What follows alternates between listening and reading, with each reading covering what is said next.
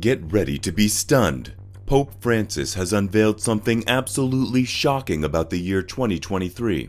This unexpected announcement has sent waves of curiosity and intrigue rippling through the global community.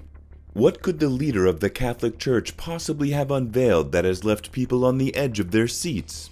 Is he going to reveal the time of rapture? Step into a world where faith, intrigue, and secrets collide, unraveling a web of mystery that challenges established beliefs.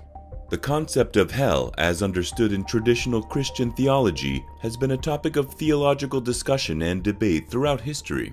When examining Pope Francis's statements regarding hell, it is crucial to consider his words within the broader context of his teachings and the Catholic Church's understanding of the subject.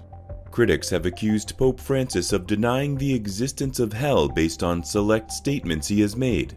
However, a careful analysis reveals a more nuanced perspective.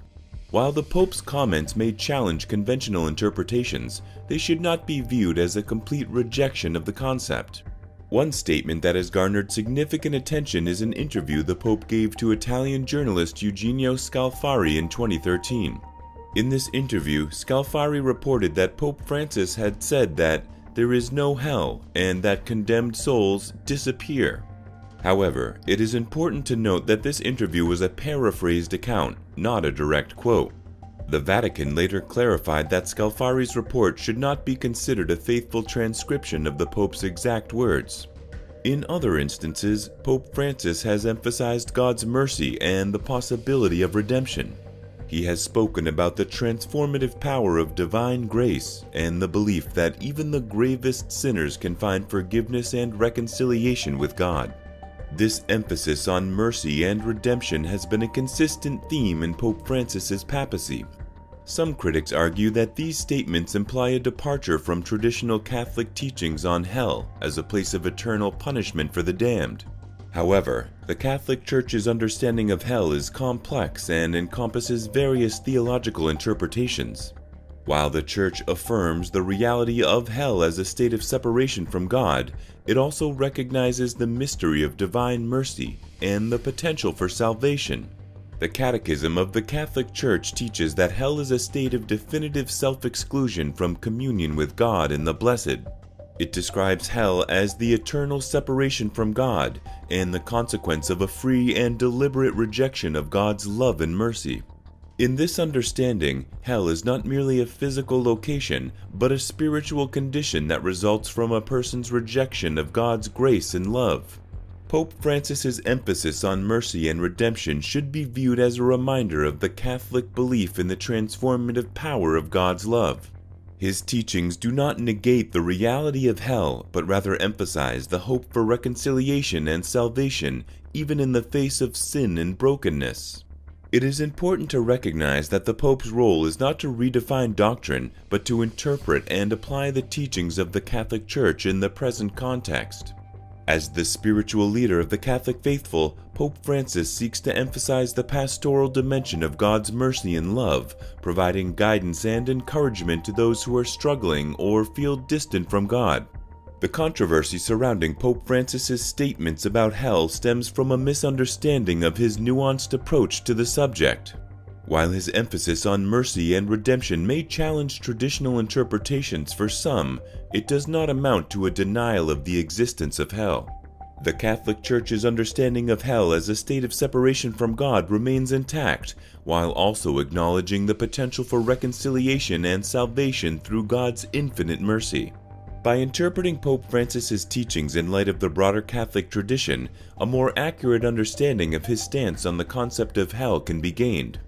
The concept of the rapture, popularized within certain Christian circles, adds another layer to the discussion surrounding alleged sinister activities within the Catholic Church. The rapture is a belief that true believers will be taken up to heaven, while non-believers are left behind to face a period of tribulation on earth. Some proponents of conspiracy theories have attempted to link this eschatological belief to the allegations of corruption and occult practices within the Catholic Church.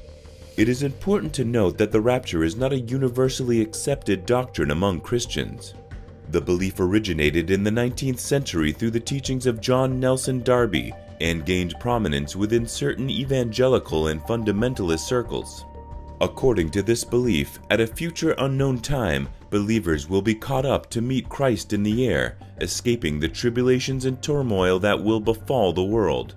In the context of the alleged sinister activities within the Catholic Church, some conspiracy theorists have claimed that these events are signs of an impending end-time scenario, including the rapture and the ensuing tribulation period.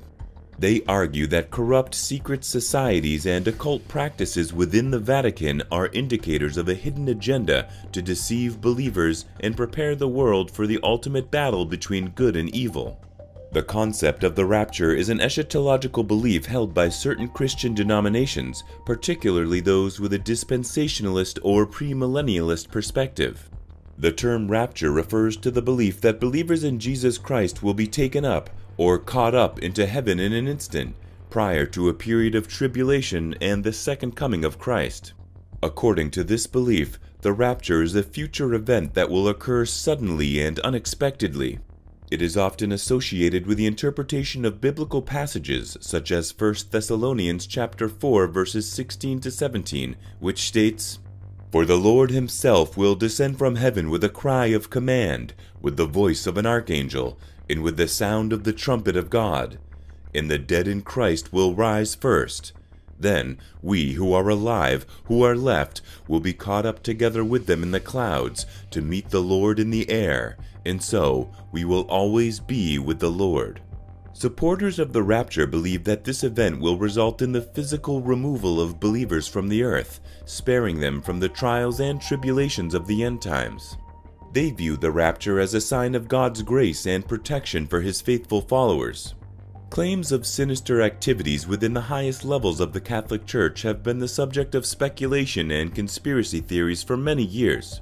These allegations suggest the presence of Satanism, corruption, and occult practices within the Vatican. However, it is crucial to approach these claims with skepticism and examine the available evidence critically. One claim that has gained attention is the existence of a sculpture depicting Lucifer in an unused Catholic church. Some individuals argue that this sculpture points to the involvement of the Vatican in occult practices. It is important to note that artistic representations within churches can serve various symbolic purposes and may not necessarily reflect any malevolent intent. Artistic expression, even when controversial or provocative, should not be automatically linked to evidence of sinister activities within an institution. Attributing the actions of a few individuals to the entire Vatican hierarchy is a leap of logic that requires substantial evidence. While it is true that no institution is immune to the instances of individual misconduct or corruption, it is unfair and misleading to paint the entire Catholic Church with a broad brush based on isolated incidents or claims. Some proponents of these allegations point to testimonies from individuals like Malachi Martin and Reverend Gabriel Amorth to support their claims. However, it is essential to scrutinize these testimonies and evaluate their credibility. Malachi Martin, a former Jesuit priest, made sensational claims about the infiltration of Satanism within the church. However, his assertions lack verifiable evidence and have been met with skepticism from both within and outside the Catholic community. It is important to exercise caution when considering his claims, recognizing that personal accounts do not necessarily represent the official stance or the broader reality of the entire institution. Reverend Gabriel Amorth, an exorcist who claimed to have performed thousands of exorcisms, also expressed beliefs about the existence of demonic possessions. While his experiences may be fascinating, they are personal in nature and cannot be regarded as definitive proof of systemic corruption within the Catholic Church. In any large institution, there will inevitably be instances of individual misconduct or moral failings. However, it is crucial to differentiate between the actions of individuals and the institutional culpability of the entire hierarchy. The Catholic Church, like any complex organization, is made up of diverse individuals with varying beliefs and actions. It is unjust to generalize the actions of a few to the entire institution without concrete evidence. As the curtain falls on this exploration of Pope Francis, the concept of hell, and the allegations of sinister activities within the Catholic Church, one thing remains clear. The intersection of faith and controversy will always provoke fervent discussion. The need for open dialogue and a balanced understanding becomes ever more crucial in navigating the intricate landscapes of religious belief, conspiracy theories, and the pursuit of truth. If you enjoyed this video and found the discussion on Pope Francis, hell, and alleged Vatican activities intriguing, don't forget to hit that subscribe button below.